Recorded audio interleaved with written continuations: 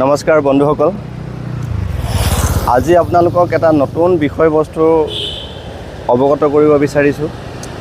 অংকিত আৰু মই আহি আছোঁহি নুমলীগড়ৰ দেওপাহাৰত, আৰু সেই দেওপাহাৰৰ ঠিক কাষতে বহু দিনৰ পৰা এজোপা প্ৰকাণ্ড গছ আছে, আৰু সেই গছজোপাত এটা সময়ত আমি দেখিছিলোঁ যে অসংখ্য মৌবাহ আছিলে, আৰু বৰ্তমান এই মৌবাহবিলাক ইয়াৰ পৰা গুচি গৈছে। এই মৌবাহবিলাক গুচি গৈছে যদিও এই মৌবাহবিলাকৰ যিবোৰ চাক এই গছৰ ডালত লাগি আছে, যিবিলাক য'ত মৌবিলাকে বাঁহ সাজিছিলে বা ওলমি থাকিছিলে যিবিলাক ডালত, এই ডালবিলাকত বৰ্তমানেও কিছুমান মৌৰ চাক তাতে লাগি আছে। আহকচোন আমি অকণ মন কৰোঁ সেই কোনখিনি ঠাইত বা কোনবিলাক ঠাইত এই মৌবিলাকে বাঁহ সাজিছিলে, আৰু আপোনালোকক মই জনাবলৈ চেষ্টা কৰিম এই মৌবাহবিলাক বৰ্তমান ক'লৈ গুচি গৈছে, কিয় গুচি গৈছে, সেই কথাখিনি অলপ অৱগত কৰিবলৈ চেষ্টা কৰিম। আমি ওপৰলৈ চাব বিচাৰিছোঁ। গছজোপাৰ ওপৰত যিমানবিলাক মৌবাহ আছিলে চব এতিয়া লক্ষ্য কৰোঁচোন, ইয়াত এটা বাঁহো এতিয়া নাই, মৌবাহ চব ইয়াৰ পৰা গুচি গৈছে। যি দুজোপা গছত মৌবিলাকে বাঁহ সাজিছে বা পূৰ্বতে বাঁহ সাজি আছিলে, ঢাক বনাইছিলে, সেই গছ দুজোপা মই দেখাবলৈ চেষ্টা কৰিম। বৰ্তমানেও পুৰণা চাকবিলাক ইয়াত ওলমি আছে, কিন্তু ইয়াত মন কৰিবলগীয়া কথাটো হৈছে যে মৌ পৰিয়ালবিলাকৰ এটা পৰিয়ালো ইয়াত নাই। এই পৰিয়ালবিলাক চব ইয়াৰ পৰা গুচি গৈছে। কিবা এটা বিশেষ কাৰণত এই মৌবিলাক ইয়াৰ পৰা গুচি গৈছে। ইয়াৰ প্ৰকৃততে ইয়াৰ কাৰণটো কি? ইয়াৰ কাৰণটো কি হ'ব পাৰে?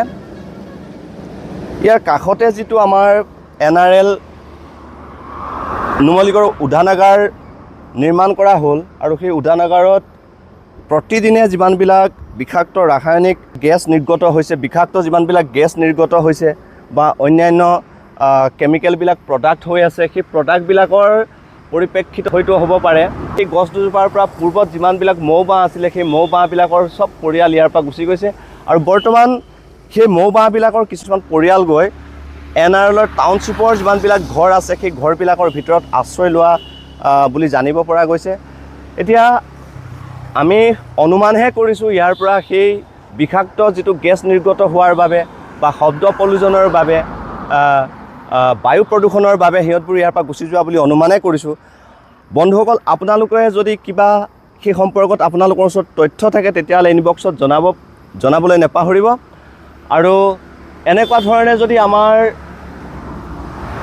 প্ৰকৃতিৰ পৰা জীৱকুল এনেকুৱা যদি বিলুপ্ত হৈ যায়, বিলুপ্ত হৈ গৈ থাকে, মানৱ সমাজৰ কাৰণেও সি এটা বিপন্ন সমস্যা সৃষ্টি কৰিব বুলি আমি ভাবিছোঁ বা ক'ব পাৰি। সেইকাৰণে তেনেকুৱা ধৰণৰ এই প্ৰকৃতিৰ প্ৰকৃতিক যিটো সংৰক্ষণৰ যিটো ব্যৱস্থা, প্ৰকৃতিৰ সংৰক্ষণৰ ব্যৱস্থাটো আমি মানৱ সমাজেও যিমান পাৰি ইয়াক ব্যৱস্থা গ্ৰহণ কৰিব লাগে।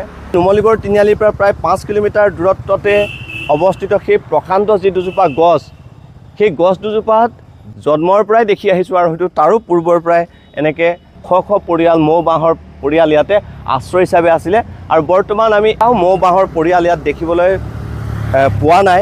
আৰু সেই বিষয়টো নিঃসন্দেহে এটা চিন্তনীয় বিষয় হৈছে বুলি ভাবিব লাগিব, আৰু হয়তো ইয়াৰ প্ৰকৃত কাৰণ কি হ'ব পাৰে সেই সম্পৰ্কত আৰু গভীৰ চিন্তাৰ বা অধ্যয়নৰ দৰকাৰ আছে।